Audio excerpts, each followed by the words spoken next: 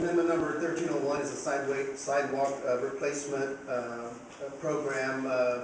Mirrors what Councilmember Noriega already submitted, so it'll be consistent with hers. It does not require any city funding other than the developing the process in a possible pilot program. So again, it mirrors hers.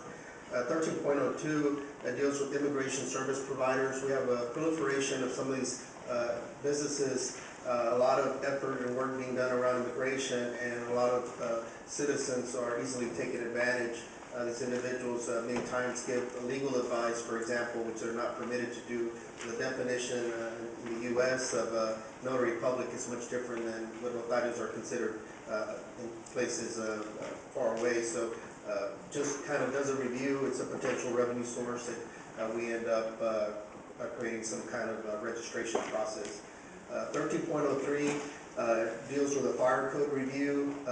This would review the current fire and building code requirements, including but not limited to sprinkler systems. The city would examine if the current fee structure that's in place is sufficient to ensure that it actively supports the current safety of first responders and all citizens in the case of an emergency. Relevant stakeholders should be involved in the review process, and an update should be presented to the Public Safety Committee within 90 days. 13.04, additional building inspectors. This just ties into Chapter 42 revisions and the expected densification of our city.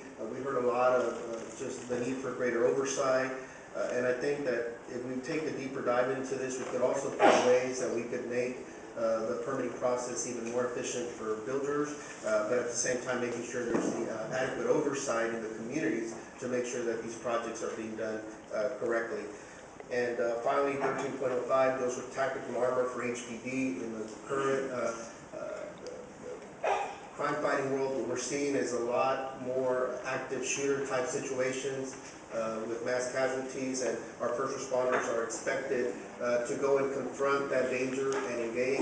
And with the firepower that they're currently interacting with, the current vest that they currently have is not adequate to be able to sustain that type of firepower. So this enables the police department to determine the cost and, if necessary, use funds from the asset forfeiture fund. So these have been submitted in writing. Is there a motion?